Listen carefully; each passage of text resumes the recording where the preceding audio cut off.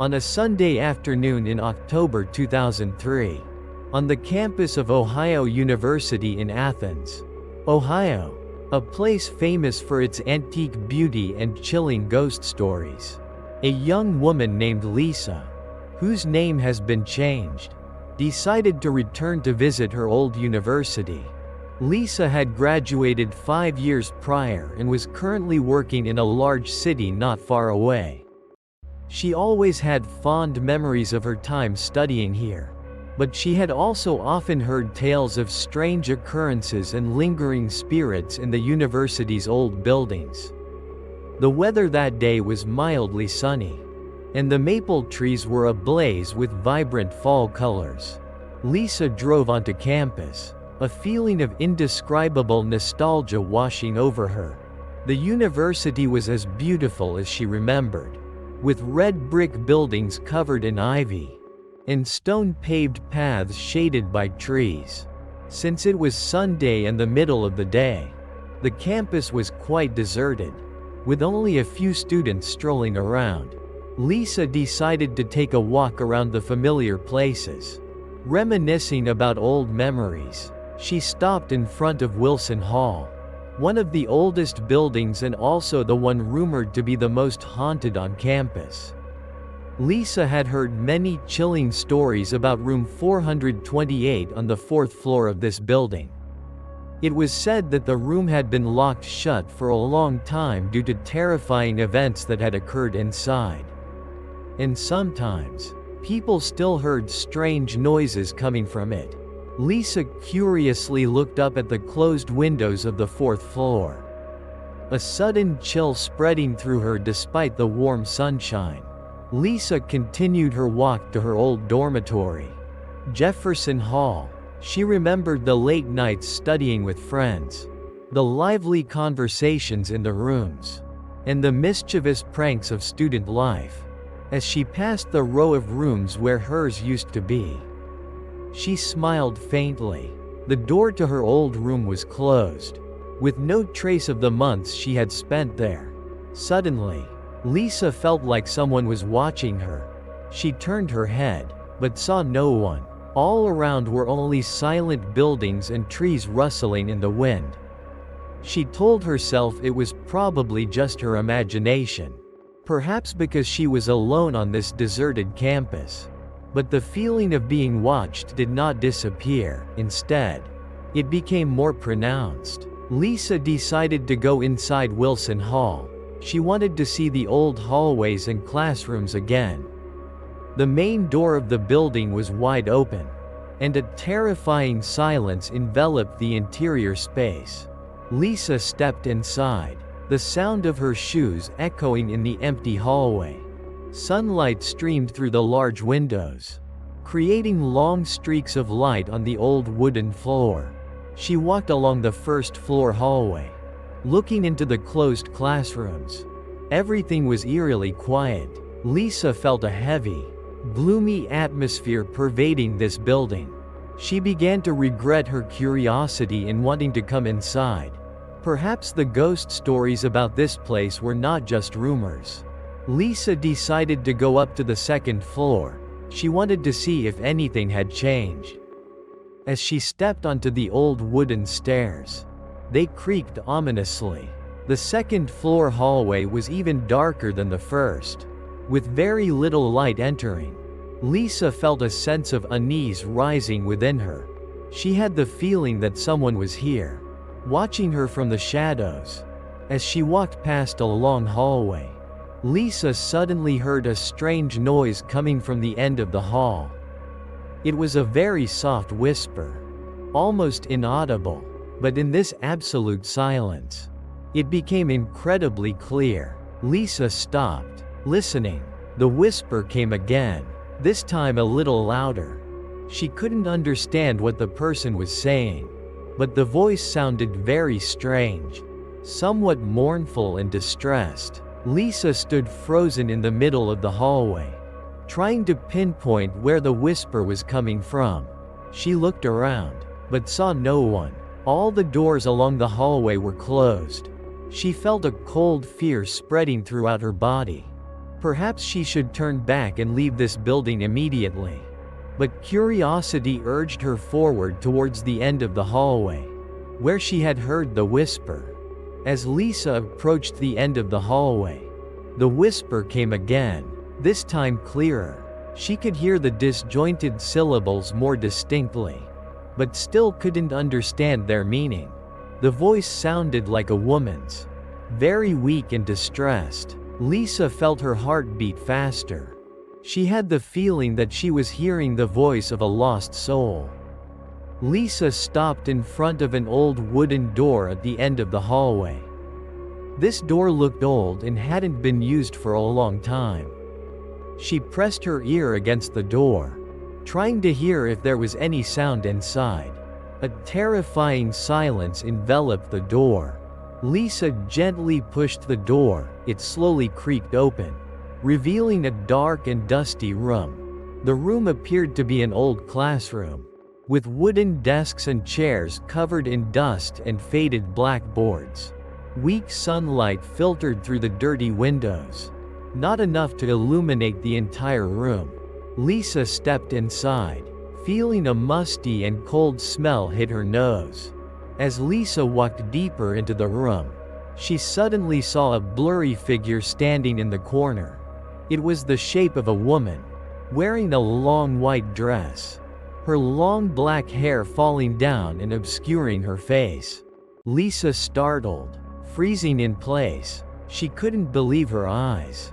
Could this be the ghost that people often talked about in this building? The figure of the woman slowly turned her head towards Lisa. Her black hair parted, revealing a pale white face with no eyes. Two deep, black eye sockets stared directly at Lisa, causing her to feel utter terror. A scream caught in Lisa's throat. She wanted to run, but her legs seemed to be rooted to the floor. The eyeless woman slowly raised her hand towards Lisa, her long, thin fingers trembling.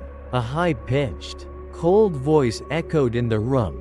"Why did you come here?" Lisa felt an icy chill envelop her. She tried to step back, but her back was against the wall. She was trapped. Lisa tried to speak, but her throat was dry. She stammered, I just came to visit the university." Her voice trembled and was weak. The eyeless woman continued to move towards her, her voice becoming increasingly mournful and distressed. "This is not a place for you." As the eyeless woman got closer to Lisa, she could see the horrifying details of her face more clearly. Her skin was as pale as wax. Blue veins stood out on her forehead, and her thin, pale lips were moving, whispering incomprehensible words. Lisa felt like she was about to faint from fear. Suddenly, a loud noise came from outside the room. It was the sound of a door slamming shut at the end of the hallway. The eyeless woman startled, turning her head towards the door. In that moment, Lisa seized the opportunity, pushed the woman hard to the side, and rushed out of the room. She ran frantically down the hallway, not daring to look back. Lisa ran down the stairs at terrifying speed, the wooden steps creaking loudly beneath her feet. She burst out of Wilson Hall, taking a deep breath of fresh air. She looked back at the building.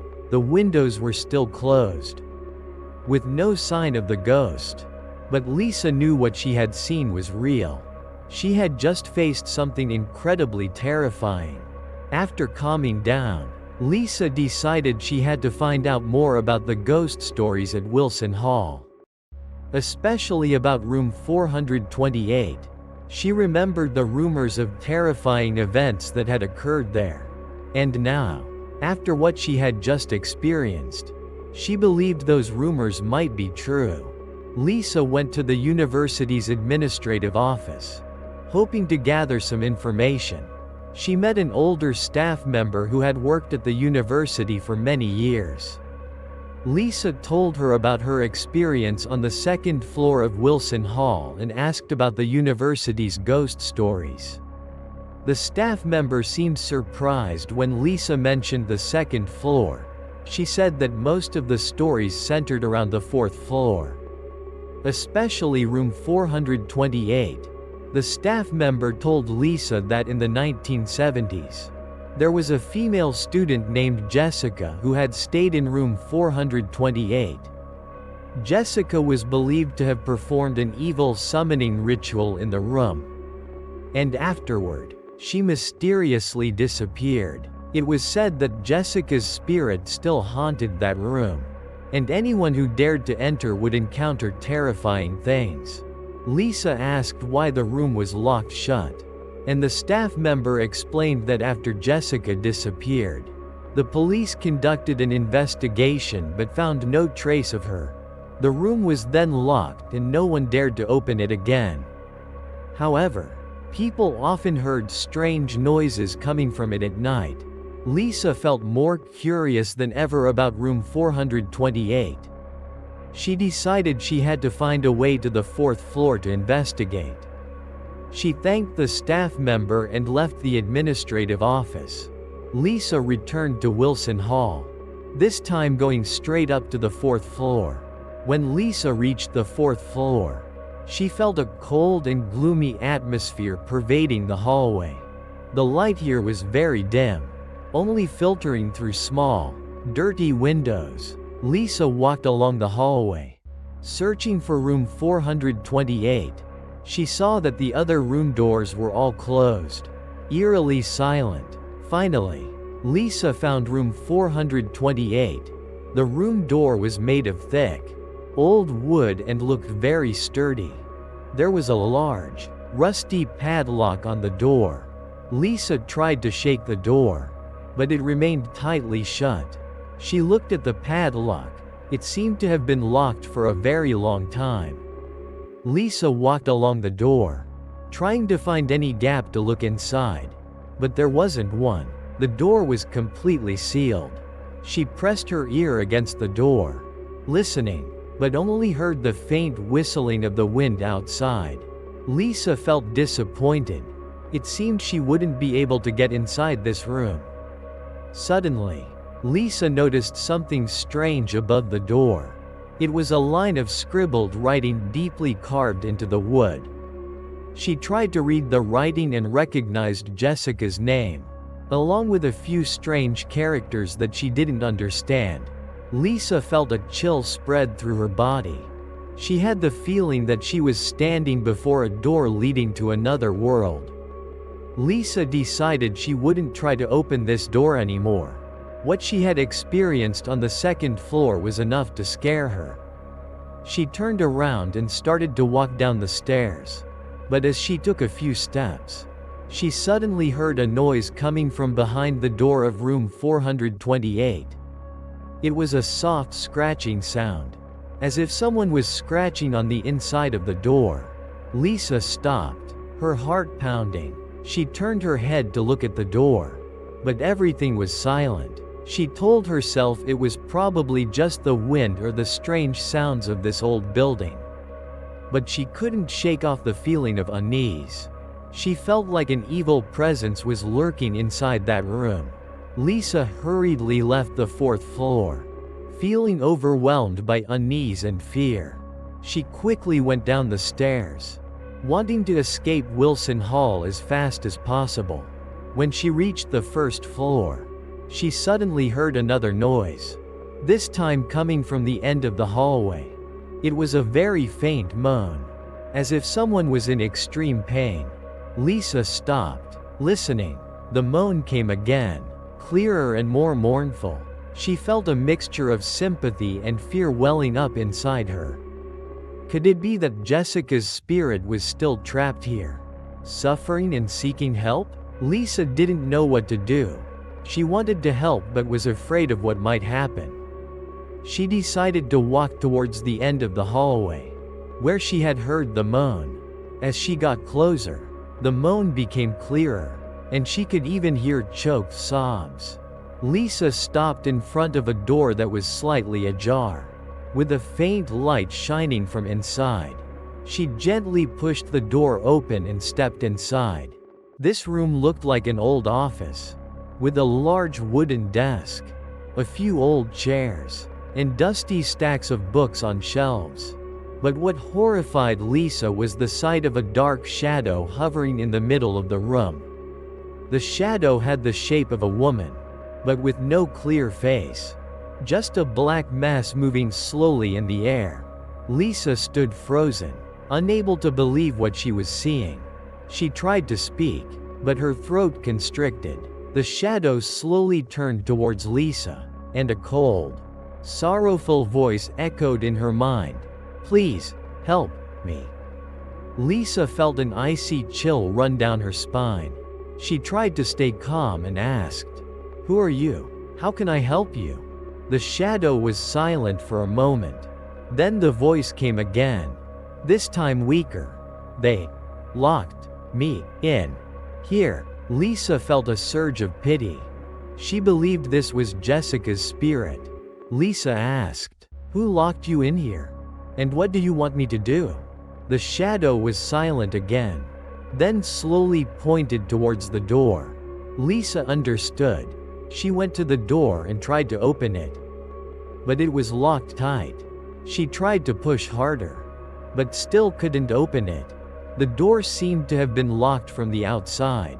Lisa turned back to the shadow and said, "The door is locked. I can't open it." The shadow seemed desperate. It began to move faster in the room, the moans becoming more painful. Lisa felt a strong urge to help this spirit. She looked around the room, trying to find something she could use to open the door. She saw a rather heavy metal paperweight on the desk. Lisa picked it up and tried to use it to pry open the lock. But it didn't work. The lock was too strong. Suddenly, Lisa saw an old diary lying on the desk. She picked up the diary, hoping to find some clues inside. The first page of the diary was dated in May 1970. Along with Jessica's name, Lisa began to read the faded handwritten lines. In the diary, Jessica had written about her terrifying experiences in room 428. She had performed a summoning ritual at the urging of a group of friends. And afterward, strange things began to happen. She was haunted by dark shadows, whispers, and terrifying nightmares. Finally, she wrote that she felt an evil presence was trapping her in that room, and she was afraid she would never escape. Lisa shuddered as she read the last lines of the diary. She understood that Jessica's spirit had been trapped here for over 30 years. And perhaps, the summoning ritual had opened a door for evil forces to enter this building. After finishing the diary, Lisa felt compelled to help Jessica's spirit find peace. She believed that the summoning ritual from years ago had bound the young woman's soul to Wilson Hall. Perhaps the only way to free Jessica was to perform a reverse ritual. A ritual to exorcise evil spirits. Lisa didn't know much about such rituals, but she remembered reading about them in a book on parapsychology at the university library. She decided to go back to the library to find more information. Lisa left the room where Jessica's spirit was hovering, promising her that she would return and help. Lisa quickly left Wilson Hall and went straight to the university library. Fortunately, the library was still open on Sundays. Lisa went to the section on parapsychology and began searching for books about exorcism rituals. She found a few books that looked helpful and began reading intently. After several hours of research, Lisa had gained some basic knowledge about exorcism rituals. She learned that the ritual often involved using sacred objects, reciting special prayers, and focusing one's will to drive away evil forces. Lisa felt anxious. She had never performed a ritual like this before. but she knew she had to try. Lisa returned to Wilson Hall in the evening. The campus had become deserted and darker. Lisa carried a few items she had found in the library, including a small crucifix, some holy water, and an old Bible. She went straight up to the 4th floor, to the room where she had seen Jessica's ghost. When Lisa entered the room, Jessica's dark shadow was still hovering there. She looked at Lisa with sad eyes. Lisa reassured her and said that she would try to help her find peace. Lisa began to prepare for the ritual. She placed the crucifix on the desk, sprinkled some holy water around the room, and opened the Bible to read the prayers. While Lisa was reading the scriptures, she felt a cold gust of air envelop the room. The candles she had lit began to flicker violently. Even though there was no wind, Lisa felt an evil presence resisting her ritual. She tried to stay calm and continued reading the scriptures with a determined voice. As Lisa read the final prayers, Jessica's dark shadow began to shake violently. A terrifying scream echoed in the room, causing Lisa to cover her ears. The light in the room flickered continuously, then suddenly went completely out. Lisa felt chaos and turmoil swirling around her. In the darkness, Lisa continued to read the scriptures. She didn't dare stop. Suddenly, she felt a cold hand touch her shoulder. Lisa startled, quickly turning around, but saw no one. She felt a cold breath on the back of her neck, and a high-pitched voice whispered in her ear, "You will pay." Lisa felt utter fear engulf her. She knew she was in danger, but she couldn't give up. She continued to read the scriptures with all her strength. Finally, as the prayers ended, Lisa felt a change in the room. The heavy and gloomy atmosphere seemed to have vanished. Lisa turned on her flashlight and looked around. Jessica's dark shadow was gone. The room had become eerily quiet. Lisa felt a sense of relief and peace spreading through her heart. She believed that Jessica's spirit had finally been freed. After that terrifying night, Lisa never returned to Wilson Hall. She told the police about what she had experienced and what she had found in Jessica's diary. The police conducted a more thorough investigation into the old disappearance and the university's ghost stories. They found evidence indicating that Jessica had indeed been held captive and died in that room after performing the summoning ritual. After Jessica's spirit was freed, the strange phenomena at Wilson Hall also ceased. Room 428 remained locked, but no one ever heard strange noises or saw lingering dark shadows again. Ohio University's campus returned to its usual peaceful atmosphere. Lisa had gone through a terrifying experience, but she felt at peace for having helped Jessica's spirit find release. She hoped that Jessica had finally found peace in the afterlife. Lisa also learned a profound lesson about the dangers of occult rituals and the importance of respecting supernatural forces. Although many years have passed, Lisa can never forget what she experienced on that quiet Sunday afternoon at her old university. She still vividly remembers the chilling whisper, the terrifying figure of the eyeless woman, and the feeling of helplessness when facing supernatural forces. This story will forever be a haunting memory in her life. Stories like Lisa's remind us that the world around us holds many mysteries and terrifying things that science cannot yet explain. Always be cautious and respectful of what we cannot see. If you enjoy listening to true horror stories like this, don't forget to hit the subscribe button on the channel to follow the latest videos. Thank you for listening.